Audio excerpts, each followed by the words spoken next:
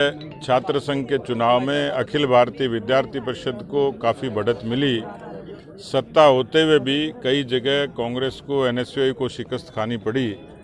लेकिन प्रतिशोध की, विद्वेष की राजनीति का उदाहरण ये है कि छात्र संघों के उद्घाटन में अड़चन पैदा की गई, कई जगह उनको बिला वजह तंग किया गया, लेकिन अंततः सत्य की जीत हुई, छात्र शक्ति की जीत हुई। और उसी क्रम में आज टोंक के इस महाविद्यालय में छात्र संघ के उद्घाटन में आया। मैंने कई जगह ऐसे दृश्य देखे जब निर्वाचित छात्र संघों पर जाति भी की गई, उनको संघर्ष करना पड़ा, भूख हड़ताल करनी पड़ी, आंदोलन करना पड़ा, और उसके बाद भी उनको परमिशन देने में प्रशासन ने, सरकार ने कोताही बरती। लेकिन ये एक नमूना है लोकतंत्र का, किस तरीके से यहाँ विद्यार्थी पूर्वाभ्यास करते हैं लोकतंत्र का, आंदोलन कैसे होता है इसकी रचना वो सीखते हैं। तो मुझे लगता है कि लोकतंत्र में संघर्ष की भी अपनी एक ताकत है, जिसके आधार पर छात्र शक्ति की विजय हुई। विद्यार्थी परिषद ने बहुत अच्छा कार्यक्रम आज इस टोंक के महाविद्यालय में छात्र संघ ने किया है। मैं इनको शुभकामनाएं देता हूं कि जिस उम्मीद के साथ छात्रों ने निर्वाचित किया, ये उस पैमाने पर, मापदंड पर।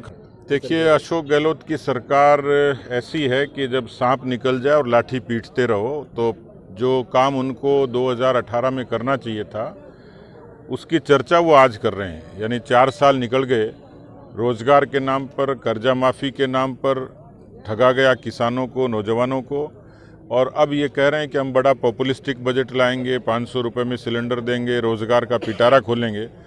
तो ये तो वैसा ही है जैसी वादा खिलाफी किसानों के साथ पिछली बार की, नौजवानों के साथ की, बड़े रोजगार के अवसर की बात की, भत्ते की बात की।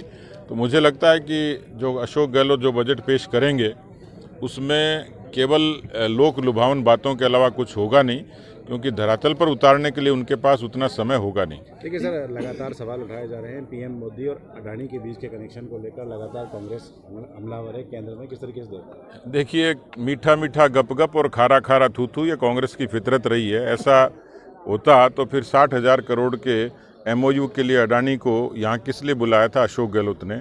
लेकिन जिस तरीके से अडानी के मसले में निर्मला सीतारमण जी ने स्पष्ट कर दिया कि बाजार में और वित्तीय संस्थानों में इस तरीके के उतार चढ़ाव आते हैं, लेकिन कोई निजी व्यक्ति भारत की अर्थव्यवस्था को प्रभावित नहीं कर सकता। इसके बारे में सारी चीज़ें स्पष्ट हैं। आपने कहा कि भाजपा की आंधी अपनी बेल्ट बांध लें, तूफान आने वाला है, समझ जाए। उनका भी स्वागत है, क्योंकि देश में सबको चुनाव लड़ने का, वोट मांगने का अधिकार है, और ओबीसी आ रहे हैं तो अच्छी बात है, क्योंकि अभी तक तो देश के अल्पसंख्यकों को, मुसलमानों को कांग्रेस ने वोट बैंक माना है अभी तक।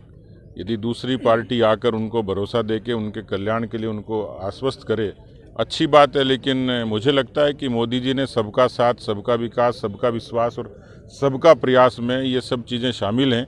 आज यदि 80 करोड़ लोगों को अन्न मिलता है तो उसमें मुस्लिम भी शामिल है, 3 करोड़ आवास मिलते हैं तो उसमें मुसलमान भी शामिल है, इस देश में आयुष्मान की योजना का लाभ मिलता है तो मुसलमान भी शामिल है, जनधन के खाते खुलते हैं तो बिना किसी जाति, पंथ और मजहब के खुलते हैं। तो कुल मिलाकर यहाँ जो लोग आएंगे अपने वोटों की गठरी के लिए आएंगे, पर काम के लिए तो देश में मोदी है। आंधी ज़्यादा असरदार होगी या तूफान ज़्यादा असरदार होगी? राजस्थान आंधी, जैसे मैंने कहा, ये जनता की आंधी होगी, नौजवानों की और किसानों की आंधी होगी। राजस्थान में मुसलमानों को क्या विधानसभा में किरोड़ीलाल जी मीणा ने चिट्ठी लिखी है। किरोड़ीलाल मीणा जी ने कहा था कि आपका साथ उनको नहीं मिला, संगठन का साथ। मैं उस पर कोई टिप्पणी नहीं करूंगा, जो है वो पार्टी और जनता को पता है। विधानसभा में मौका मिलेगा माइनॉरिटी को?